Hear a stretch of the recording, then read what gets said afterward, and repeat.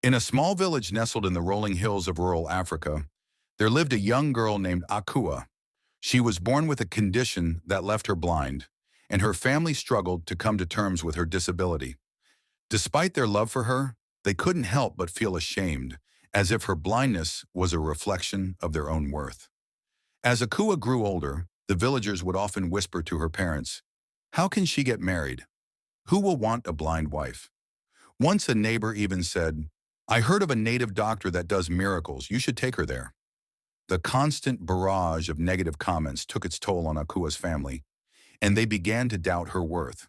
But Akua was a bright and vibrant soul. Despite her physical limitations, she had a quick wit, a sharp mind, and a heart full of love. She spent her days learning Braille, playing music, and exploring the world around her through touch. Akua's parents, though well-meaning, often found themselves wishing that she was like other children. "Why do we have a blind child?" the mother would ask. "God, why do you give us a blind girl?" Sometime Akawa's parents would have hope again, and they would search for specialist doctors with hope of a miracle surgery that could cure their child, but none came. As a result, Akua grew up feeling like she was a disappointment to her family. One day, a man named Kwame, a wealthy businessman whose parents lived in the same village but had passed. Following his parents' passing, Kwame went to live with his uncle in the city, studied international business, and he promised that he would come back one day to help his village people. He kept his promise.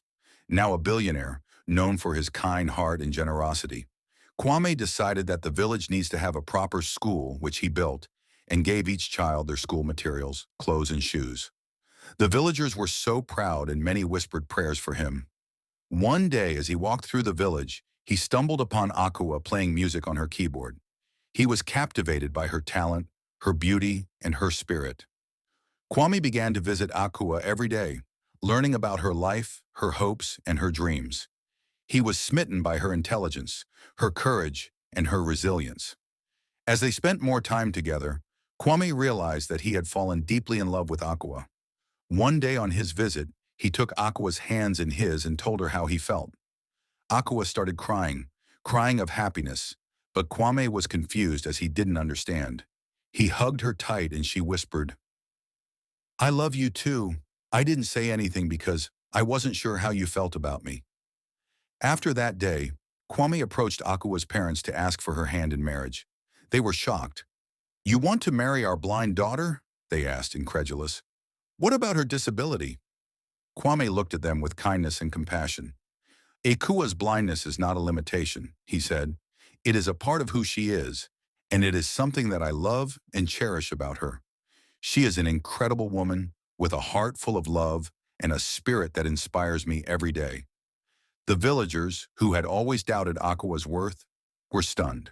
They had never seen anyone love and accept her for who she was. As Kwame and Akua got married in a beautiful ceremony, the villagers realized their mistake.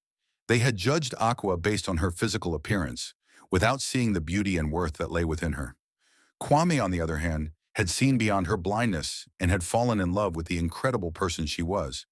As Akua and Kwame danced at their wedding reception, surrounded by friends, family, and villagers, they knew that their love would conquer all.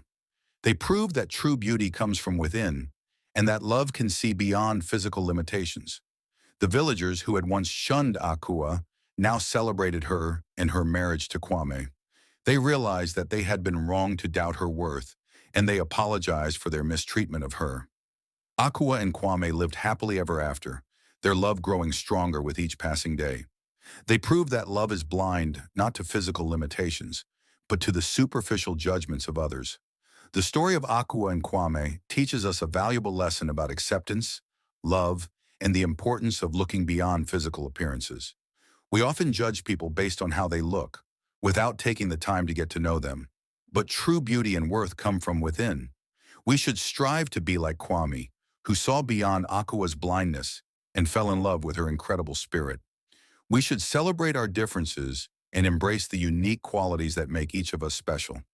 As the saying goes, love is blind. But in this case, love was not blind to Akua's blindness.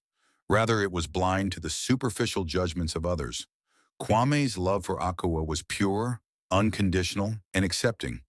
And that is the kind of love we should all strive for.